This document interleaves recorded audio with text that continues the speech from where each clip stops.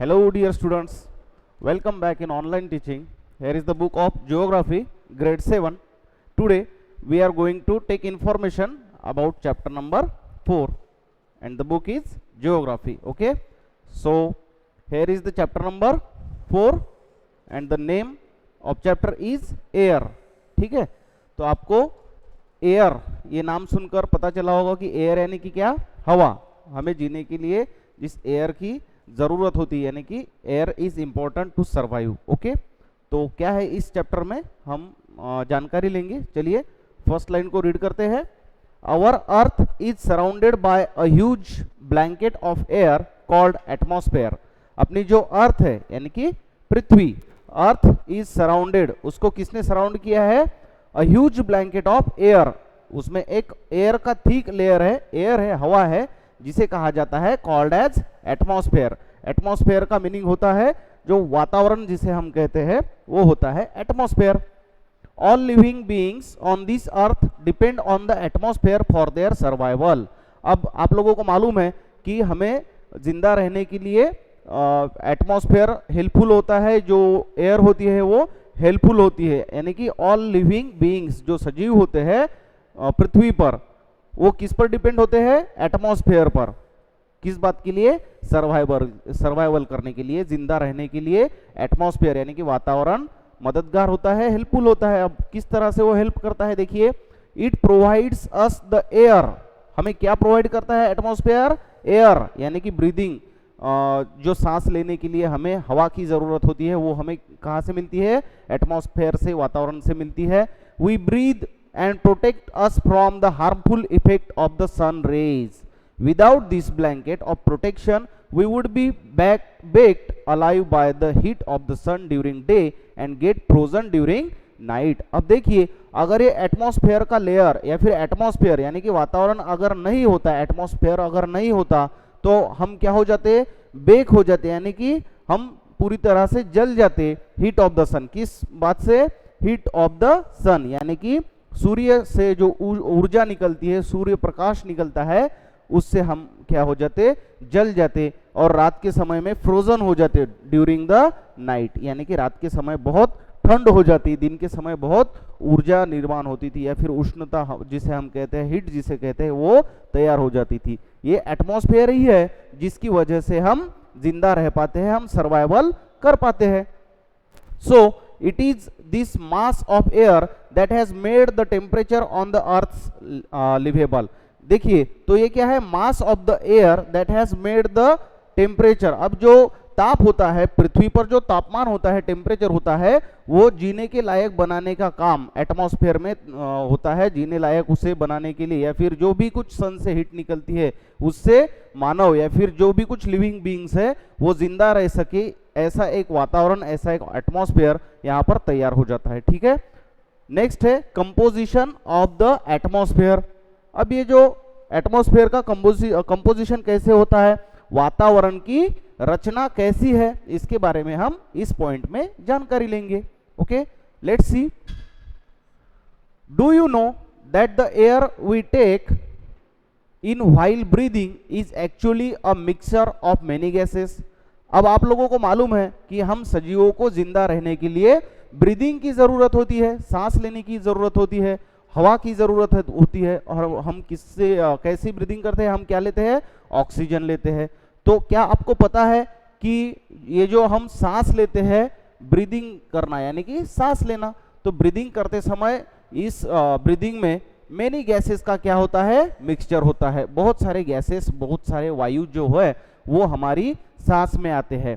Nitrogen and oxygen are two gases which make up the bulk of the atmosphere. और इसमें कौन कौन से गैसेस होते हैं? नाइट्रोजन, ऑक्सीजन जैसे जो गैसेस है वो होते हैं बल्क, यानी थिक लेयर जिसे हम कह सकते हैं। वो जो लेयर होता है, वो जो बल्क होता है, वो एटमॉस्फेयर में पाया जाता है। ठीक है, अब यहाँ पर एक फिगर दी गई है, यहाँ पर आप देख सकते हो एक फिगर दी गई है, ये फिगर है।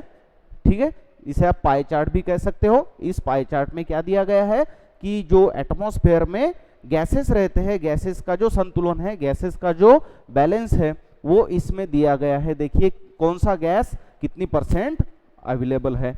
अब यहाँ पर जो कलर फिगर है, कलर्ड फिगर यानी कि यहाँ पर जो कलर किया गया फिगर है वो है ऑक्सीजन, ठीक है। तो एटमॉस्फेयर में ऑक्सीजन की जो मात्रा है वो कितनी है, 21%। देखिए 100% में से ऑक्सीजन की लेवल जो है, ऑक्सीजन का जो परसेंट है वो कितना है, 21%। और बाकी का जो एटमॉस्फेयर में गैस पाया जाता है वो कौन सा होता है, नाइट्रोजन, जिसकी मात्रा होती है 78%। आया समझ में बच्चों? तो ऑक्सीजन एटमॉस्फेयर में कितनी परसेंट होता है, 21%। और नाइट्रोजन अगर पूछा गया तो आपको क्या आंसर बताना पड़ेगा कि नाइट्रोजन ये 78% तक हम देख सकते हैं, नाइट्रोजन 78% एटमॉस्फेयर में पाया जाता है। और बाकी के भी अदर गैसेस भी एटमॉस्फेयर में या फिर वातावरण में हम देख सकते हैं, जो कि कौन से होते हैं, देखिए कार्बन डाइऑक्साइड है, आर्गन है, ऑल अदर्स। अब बाकी के भी जो कुछ गैसेस है वो भी पाए जाते हैं। देखिए कार्बन डाइऑक्साइड का जो परसेंट है वो है 0.03% पाया जाता है, आर्गन जो है वो 0.93% तक पाया जाता है, और बाकी के जो अदर गैसेस है वो है 0.04% हमें एटमॉस्फेयर में देखने के लिए मिलते हैं। तो सबसे ज्यादा मात्रा किसकी होती है एटमॉस्फेयर में, नाइट्रोजन की, जो कि 78% होता है, और ऑक्सीजन होता है 21%। ओके, नेक्स्ट है, देखिए यहां से carbon dioxide, helium, ozone, argon and hydrogen are found in lesser quantities. अब जो एटमॉस्फेयर होता है उनमें लेस गैसेस कौन से होते हैं, अदर गैसेस कौन से होते हैं, देखिए कार्बन डाइऑक्साइड है, helium, ozone, argon and hydrogen are found in lesser quantities. ये बहुत ही कम मात्रा में पाए जाने वाले क्या है, गैसेस है। Apart from these gases tiny dust particles are also present in the air. और इसी के साथ एयर में टीनी डस्ट पार्टिकल्स यानी कि छोटे टीनी डस्ट जो है, डस्ट भी हमें एयर में दिखाई देती है, पाई जाती है, ठीक है। The pie chart gives you the percentage of different constituents of air. Figure 4.1 nitrogen is the most plentiful gas in the air. अब हमने ये फिगर देखी है, इस फिगर में क्या देखा हमने कि एटमॉस्फेयर में सबसे ज्यादा जो मात्रा होती है वो कौन सी गैस की होती है, नाइट्रोजन गैस की होती है, जो कि 78% पाया जाता है। When we inhale, we take some amount of nitrogen into our lungs and exhale it. But देखिए plants need nitrogen for their survival. अब क्या है यहाँ पर, देखिए फिगर 4.1 में हमने देखा कि एटमॉस्फेयर में कौन सा गैस कितनी मात्रा में होता है, ठीक है। Nitrogen is the most plentiful gas in the air. अब सबसे ज्यादा जो गैस होता है वो कौन सा होता है एयर में, नाइट्रोजन होता है। When we inhale, जब हम इनहेलिंग करते हैं, सांस लेने का काम करते हैं, ब्रीदिंग का काम करते हैं, we take some amount of nitrogen into our lungs and exhale it। हम क्या करते हैं, कुछ मात्रा में ऑक्सीजन लेते हैं और कुछ मात्रा में नाइट्रोजन का भी हम क्या करते हैं, इनहेलिंग करते हैं, और उसे लंग्स में लेकर फिर से बाद में क्या होता है, वो एक्सेल होता है, यानी कि बाहर जाता है सांस के through. But plants need nitrogen for their survival. लेकिन जो प्लांट्स होते हैं, छोटे छोटे पौधे होते हैं, उन्हें जिंदा रहने के लिए, हम प्लांट्स देखते हैं ना, छोटे छोटे पौधे होते हैं, उनको भी नाइट्रोजन की क्या होती है, जरूरत होती है। तो उन्हें सर्वाइवल करने के लिए, उन पौधों को जिंदा रहने के लिए नाइट्रोजन की जरूरत पड़ती है, ठीक है। अब यहाँ पर एक ब्लू बॉक्स दिया गया है, डू यू नो, ठीक है। ब्लू बॉक्स को देखते हैं। Carbon dioxide released in the atmosphere creates a greenhouse effect by trapping the heat radiated from the earth। अब ये जो कार्बन डाइऑक्साइड है ना, कार्बन डाइऑक्साइड क्या करता है, ग्रीन हाउस की जो है वो क्या करता है, निर्मित करता है, उसका निर्माण करता है। कैसे, by trapping the heat radiated from the earth, ठीक है। बाद में है gas and without it the earth would have been too cold to live in. अगर ये कार्बन डाइऑक्साइड या फिर गैस नहीं होता तो क्या होता, अर्थ जो होती वो टू कोल्ड होती है, यानी कि बहुत ही यहाँ पर ठंड गिर जाती, ठंड हो जाती, और उसमें रहना या फिर अर्थ पे रहना थोड़ा सा मुश्किल हो जाता, सर्वाइवल करना यहाँ पर कठिन हो जाता। देखिए बाद में क्या है, however when its level in the atmosphere increases due to factory smoke और car fumes, the heat retained increases the temperature of the earth. अब हम देखते हैं कि दिन ब दिन पोल्यूशन बढ़ रहा है, पोल्यूशन बढ़ने के कारण हीट का जो प्रॉब्लम है वो भी बढ़ रहा है, फ्यूम्स है, फिर फैक्ट्री स्मोक है, ये क्या होता है, ये वातावरण में फिर या फिर एटमॉस्फेयर में छोड़ दिया जाता है। तो इसकी वजह से क्या होता है, अर्थ पर हीट तैयार हो रही है, टेम्परेचर क्या हो रहा है, बढ़ रहा है। आप लोग देख सकते हो कि समर के दिनों में क्या होता है, बहुत सारी हीट हमको मालूम होती है। फिर समर में दिन ब दिन हम क्या करते हैं कि गए साल की समर में हीट थोड़ी सी ज़्यादा थी और इस साल की समर में हीट थोड़ी और बढ़ गई है। दिन ब दिन ये हीट का प्रॉब्लम जो है वो क्या हो रहा है, बढ़ रहा है। ये किसकी वजह से बढ़ रहा है कि ये जो फ्यूम्स होते हैं, फैक्ट्री स्मोक होता है, तो ये जो सारा पोल्यूशन होता है ये क्या करता है, टेम्परेचर को बढ़ा रहा है। इज कॉल्ड ग्लोबल वार्मिंग, और इसे ही क्या कहा जाता है, ग्लोबल वार्मिंग, यानी कि वैश्विक जो तापमान जो बढ़ रहा है टेम्परेचर, उसे ग्लोबल वार्मिंग कहा जाता है। This rise in temperature causes the snow in coldest part of the world to melt, और इसकी वजह से जो भी कुछ बर्फ के पहाड़ है बड़े बड़े वो मेल्ट हो रहे हैं, यानी कि उनका पानी हो रहा है। As a result the sea level rises causing floods in coastal areas, और इसकी वजह से जो बड़े बड़े बर्फों के पहाड़ होते हैं वो क्या हो रहे हैं, मेल्टिंग हो रहे हैं, और उसकी वजह से सी लेवल जो है वो राइज हो रहा है, बढ़ रहा है, और फ्लड का जो प्रॉब्लम है वो वहां पर यानी कि कोस्टल एरिया जो होता है वहां पर दिखाई देता है। There may be drastic changes in the climate of a place leading to extinction of some plants and animals in long run। अब इसकी वजह से क्या होता है कि जो भी कुछ लिविंग बीइंग्स होती है, जो भी कुछ सजीव होते हैं, उनका जीना थोड़ा सा क्या होता है, उसकी वजह से कठिन हो रहा है, दिन ब दिन उसमें क्या हो रहा है, प्रॉब्लम आ रहे हैं। Okay, coming to our point, देखिए, they can not take nitrogen directly from the air. अब हमने देखा था कि जो प्लांट्स होते हैं उनको जिंदा रहने के लिए, सर्वाइवल करने के लिए नाइट्रोजन जो है उसकी आवश्यकता होती है। तो देखिए, नाइट्रोजन जो है डायरेक्टली फ्रॉम द एयर वो क्या करते हैं, डायरेक्टली फ्रॉम द एयर जो है नाइट्रोजन की जो मात्रा है वो डायरेक्टली नहीं ले सकते हैं। देखिए, bacteria that live in the soil and roots of some plants. अब जो बैक्टीरिया होते हैं वो बैक्टीरिया क्या करते हैं, जो सॉइल में रहते हैं, रूट्स में रहते हैं, take nitrogen from the air and change its form so that plants can use it. अब किससे लेते हैं, जो बैक्टीरियाज होते हैं, छोटे छोटे जीव होते हैं, वो नाइट्रोजन कहाँ से लेते हैं, take nitrogen from the air. अब वो कहाँ से लेते हैं, एयर से, हवा से लेते हैं। यहाँ पर जो प्लांट्स है वो एयर से नाइट्रोजन नहीं ले सकते हैं, और जो बैक्टीरिया होते हैं वो क्या करते हैं, सॉइल में रहते हैं, रूट में रहते हैं, और नाइट्रोजन की मात्रा वो कहाँ से लेते हैं, एयर से लेते हैं, and change its form so that plants can use it. और प्लांट्स इसका क्या करते हैं, फिर बाद में यूज करते हैं। जो छोटे छोटे बैक्टीरिया है, इनका फॉर्म चेंज होने के बाद इनका इस्तेमाल किसके द्वारा किया जाता है, प्लांट्स के द्वारा किया जाता है। ओके, नेक्स्ट है, oxygen is the second most plentiful gas in the air. अब हमने पाई चार्ट में देखा है कि सबसे जो ज्यादा मात्रा वाला गैस है वो कौन सा है, नाइट्रोजन, और दूसरी तरफ जो गैस होता है 2 नंबर पे जो गैस है वो कौन सा था, ऑक्सीजन, जिसकी मात्रा थी 21%। देखिए, oxygen is the second most plentiful gas in the air. ये क्या है, सबसे ज्यादा मात्रा होने वाला दूसरे नंबर का क्या है, ऑक्सीजन, ये गैस है। Humans and animals take oxygen from the air as they breathe. अब देखिए, आप लोगों को मालूम है हमें जिंदा रहने के लिए सांस लेने की जरूरत होती है, और ये सांस यानी कि क्या होता है, ऑक्सीजन, ब्रीदिंग, ठीक है। तो oxygen is most important for live alive. Okay, green plants produce oxygen during photosynthesis. अब आप लोगों ने आपका जो साइंस है उसमें सीखा होगा कि फोटोसिंथेसिस क्या होता है।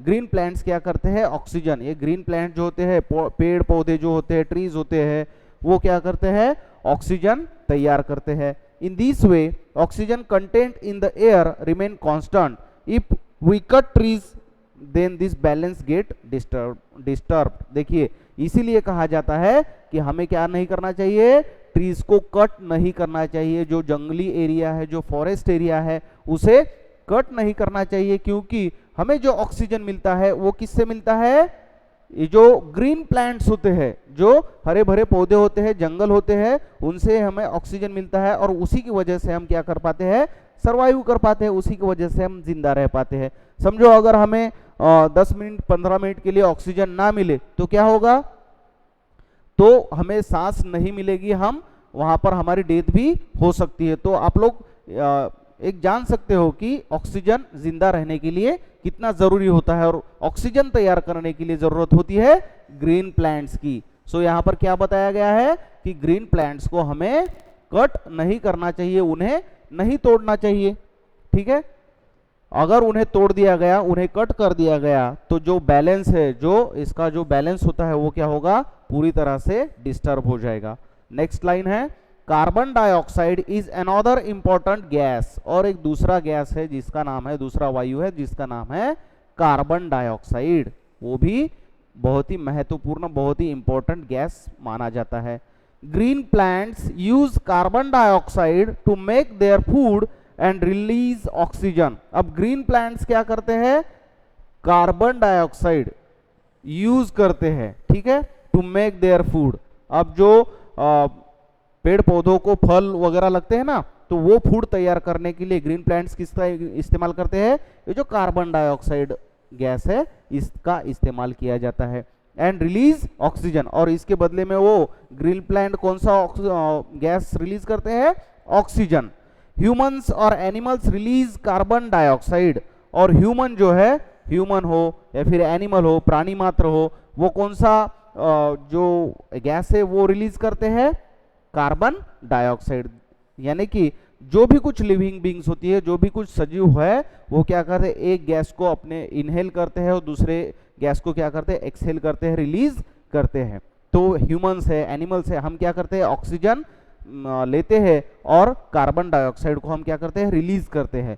The amount of carbon dioxide released by human और animals seems to be equal to the amount used by the plants which make a perfect balance। अब जो भी कुछ इंसान हो, प्राणी हो, ह्यूमंस हो या फिर एनिमल्स हो, इनकी सांस से, इनके द्वारा जो भी कुछ कार्बन डाइऑक्साइड रिलीज किया जाता है वो किसके काम में आता है, प्लांट्स के काम में आता है। प्लांट को वो क्या होता है, यूजफुल होता है, और इसकी वजह से क्या होता है, एक परफेक्ट बैलेंस वहां पर तैयार होता है।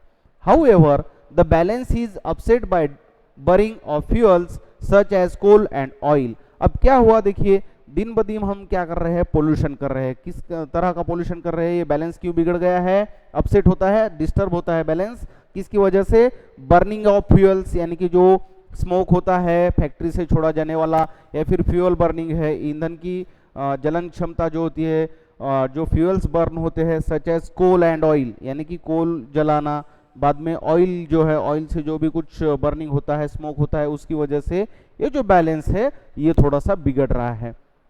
They add billions of tons of carbon dioxide into the atmosphere each year. As a result the increased volume of carbon dioxide is affecting the earth's weather and climate. अब क्या हो रहा है, कार्बन डाइऑक्साइड या फिर जो भी कुछ हानिकारक गैसेस होते हैं, उनकी अगर किसी भी गैस की मात्रा बढ़ गई तो इसका इनडायरेक्टली और डायरेक्टली इफेक्ट किस पर हो रहा है, क्लाइमेट पर हो रहा है, वेदर पर हो रहा है, और जो एटमॉस्फेयर है उस पर हो रहा है। और इसकी वजह से ये क्या कर रहा है, अफेक्ट कर रहा है किस पर, अर्थ्स वेदर, ये जो पृथ्वी का वेदर है, क्लाइमेट है, इस पर इसका डायरेक्टली इनडायरेक्टली असर हो रहा है। इसकी वजह से अगर पृथ्वी पर एटमॉस्फेयर का एक अलग से अच्छे तरीके का एक बैलेंस अगर हमें रखना हो, तो ये जो सारे गैसेस है इनको भी बैलेंस में रखना बहुत जरूरी है। ठीक है, अब यहाँ पर डू यू नो दिया गया है, blue box.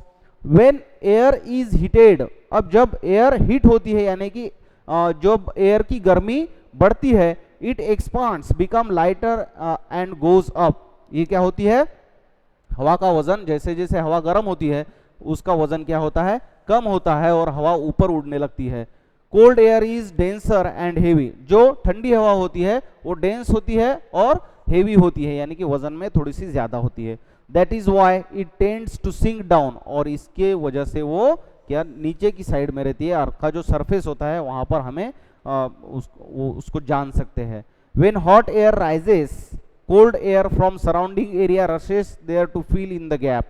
That is how air circulation takes place. अब क्या होता है, जब जो हीट तैयार होती है, फिर हीटेड एयर जो होती है वो ऊपर उठती है, और जो कोल्ड एयर होती है वो नीचे की साइड में आ जाती है, या फिर जो भी कुछ गैप्स तैयार होते हैं वो गैप यानी कि सर्कुलर मोशन में वो आ जाती है। जैसे कि यहाँ पर अगर ये हीटेड एरिया है या फिर एयर है, तो यहाँ पर नीचे की साइड में क्या होगा, फिर जो हेवी एयर है, कोल्ड एयर जो है वो क्या रहेगी, उस गैप को भर देगी। ठीक है, तो ये जो सर्कुलेशन है ये चलते रहता है। यहाँ पर कुछ इस बॉक्स में एड्स दी गई है जो कि ग्लोबल वार्मिंग को रिगार्डिंग है, ग्लोबल वार्मिंग किस तरह से हुई थी, या फिर जो भी कुछ न्यूज़पेपर में न्यूज़ आती है वो न्यूज़ यहाँ पर दिखाई गई है कि दिन ब दिन विश्व में ग्लोबल वार्मिंग किस तरह से बढ़ रहा है। ठीक है, तो यहाँ पर एक पढ़ते हैं हम, global warming can bring back Jurassic इरा।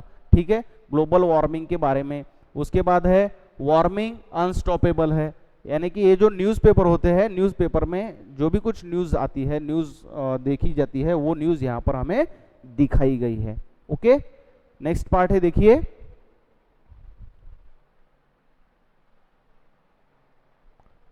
अब क्या है next part, structure of atmosphere. अब क्या है एटमॉस्फेयर का स्ट्रक्चर। अब ये जो हमने एटमॉस्फेयर देखा है ना, वातावरण जिसे कहते हैं, तो इसका स्ट्रक्चर कैसा है, इसकी संरचना कैसी है, इसके बारे में हम क्या करेंगे, जानकारी लेंगे। ओके, देखिए our atmosphere is divided into 5 layers starting from the earth surface। अब सबसे पहले हम क्या करते हैं, फिगर देखते हैं। ओके, यहाँ पर एक फिगर दी गई है, देखिए एटमॉस्फेयर जो है अपना 5 लेयर्स में क्या किया गया है, उसे डिवाइड किया गया है।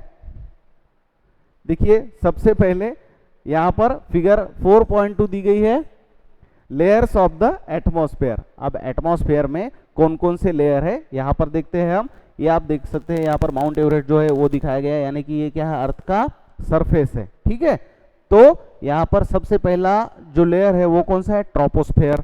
फिर उसके बाद ट्रोपोपाउस है, यानी कि स्ट्रेटोस्फेयर और ट्रोपोस्फेयर के बीच में जो भी कुछ लेयर आता है वो है ट्रोपोपाउस है। उसके बाद है ओजोन। ओजोन लेयर के बारे में आप जानते हो कि सन की जो हार्मफुल रेज होती है, वो हार्मफुल रेज को रोकने का काम ओजोन के द्वारा किया जाता है। ओके, उसके बाद है स्ट्रेटोपाउस, उसके बाद है मेसोस्फेयर, उसके बाद है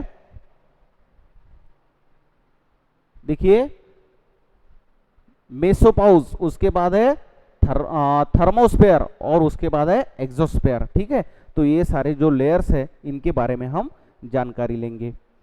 ठीक है, तो देखिए स्ट्रक्चर ऑफ एटमॉस्फेयर, एटमॉस्फेयर की संरचना कैसी है।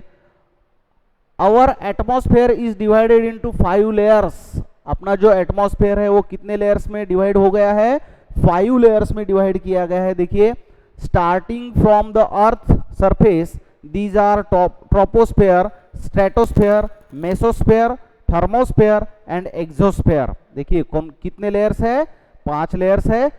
सबसे पहला है troposphere, number 2 stratosphere, number 3 mesosphere, number 4 thermosphere and exosphere. ये सारे लेयर्स हम पृथ्वी की सतह से देख सकते हैं, सरफेस से देख सकते हैं। तो सबसे पहला जो लेयर है वो कौन सा है, ट्रोपोस्फेयर, जो कि अर्थ की सरफेस पे पाया जाता है, जिसकी जो लेंथ होती है, हाइट होती है, वो 13 km तक होती है, किलोमीटर तक होती है। इसे कहा जाता है ट्रोपोस्फेयर, और इसे हिंदी में हम कह सकते हैं क्षोभ मंडल।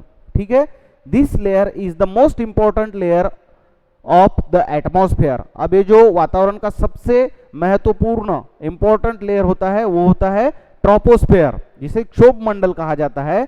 It's average height is 13 km, यानी कि इट्स की जो लगभग हाइट होती है, ऊंचाई होती है, वो 13 किलोमीटर तक होती है। The air we breathe exist here, यानी कि जो अर्थ की सतह होती है ना, पृथ्वी का सरफेस, तो वहां से लेकर ऊपर ऊंचाई में 13 किलोमीटर तक ये जो लेयर है वो पाई जाती है। और इसी लेयर में हमें क्या मिलता है, ब्रीदिंग के लिए जो एयर चाहिए, जो हवा चाहिए, जो ऑक्सीजन चाहिए, वो इसी लेयर में हमें मिलती है। Almost all the weather phenomena like rainfall, fog and hailstorm occur in this layer. अब हमें मालूम है कि बारिश होती है, हेलस्टॉर्म होता है, फॉग, ये जो सारी चीजें होती है ये इसी लेयर में होती है। बारिश गिरना, हेलस्टॉर्म होना या फिर हेलस्टॉर्मिंग गिरना, ये सारी चीजें इसी लेयर में पाई जाती है। ओके, उसके बाद है नंबर 2 का जो लेयर है स्ट्रेटोस्फेयर। स्ट्रेटोस्फेयर को कहा जाता है समताप मंडल, इसे कहा जाता है समताप मंडल। अब ये जो ट्रोपोस्फेयर और स्ट्रेटोस्फेयर आता है, इसके बीच में क्या है, एक लेयर है जिसका नाम है ट्रोपोपाउस। उसमें से क्या होता है, जो एयर में से जो भी कुछ उड़ानें होती है, प्लेन्स की उड़ानें जो होती है वो उसी लेयर से होती है। देखिए, above the troposphere lies the stratosphere, it extends up to height of 50 kilometre. और इसकी जो अर्थ की सरफेस है उससे ऊंचाई कितनी है, 50 किलोमीटर्स तक। Okay, this layer is almost free from clouds and associated weather phenomenon, making condition most ideal for flying aeroplanes. देखिए, जैसा मैंने आपको बताया कि इसी लेयर से एरोप्लेन्स क्या होते हैं, फ्लाई होते हैं। एरोप्लेन इसी लेयर से उड़ा करते हैं, उड़ते हैं। One important feature of the stratosphere is that it contains a layer of ozone gas. अब इसी लेयर में क्या होता है, ओजोन गैस भी पाया जाता है। यानी कि जो सन की रेज होती है, जो कि बहुत ही हार्मफुल होती है, अगर डायरेक्टली सन रेज हमारे शरीर पर गिरती है सन से, तो क्या होगा, हम पूरी तरह से क्या हो जाएंगे, बर्न हो जाएंगे। लेकिन वो जो हार्मफुल रेज होती है, उन्हें उनकी तीव्रता या फिर उनको रोकने का काम ये जो ओजोन है, ओजोन लेयर करता है। We have just learn how it protects us from the harmful effect of the sun rays. हमने सीखा है कि जो सन की हार्मफुल रेज होती है, उनसे सनरेज, वो जो सनरेज होती है उनसे ये जो ओजोन लेयर है वो हमारी कैसे रक्षा करता है, इसके बारे में हमें जानकारी है। आप यहाँ पर देख सकते हो कि ओजोन लेयर जो है यहाँ पर स्थित है, यानी कि सबसे पहला जो लेयर है, उसके बाद है ट्रोपोपाउस। यहाँ पर एरोप्लेन देख सकते हो। अब ये एरोप्लेन क्या होते हैं, उड़ाने लेते हैं या फिर उड़ा करते हैं, ठीक है। उसके ऊपर क्या है, स्ट्रेटोस्फेयर। तो यहाँ तक जो है आप लोगों को समझ में आया है कि ओजोन लेयर किस तरह से काम करता है, और जो अर्थ पर जो एटमॉस्फेयर है, उस एटमॉस्फेयर में कौन से लेयर्स इंपॉर्टेंट है, इसकी जानकारी हम ले रहे हैं। ओके, नंबर 3 का जो है मेसोस्फेयर।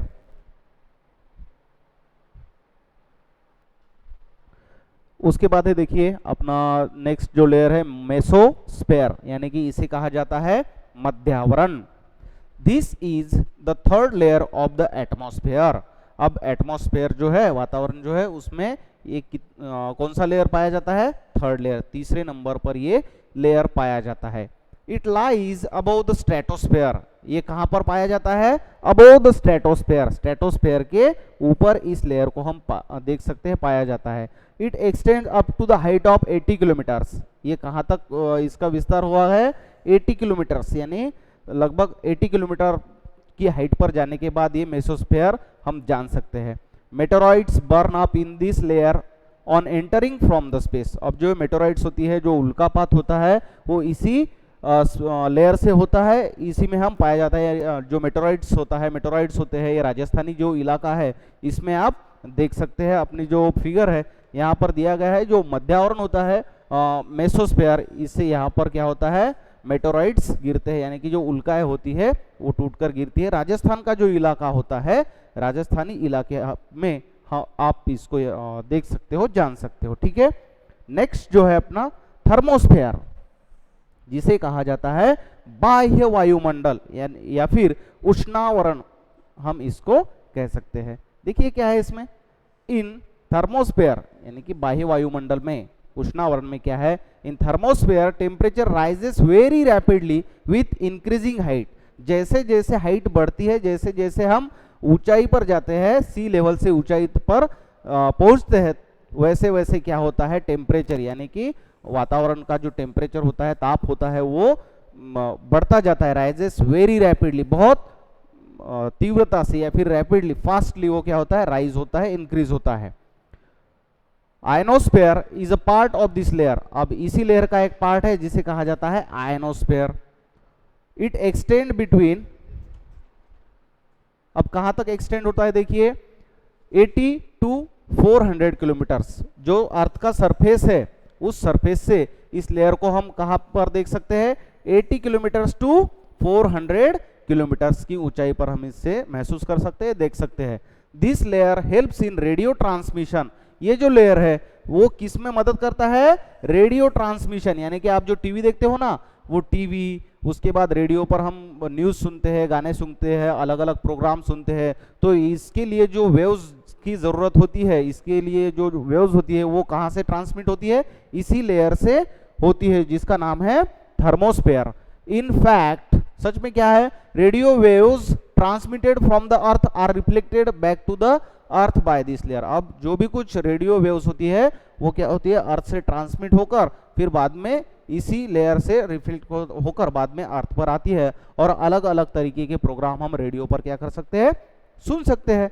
और अभी लास्ट वन है, देखिए एक्सोस्फेयर, जो लास्ट वाला लेयर होता है उसका नाम है एक्सोस्फेयर। देखिए exosphere, the upper most layer of the atmosphere is known an exosphere. सबसे ऊपरी हिस्सा जो होता है, सबसे ऊपर वाला जो लेयर होता है वो होता है एक्सोस्फेयर।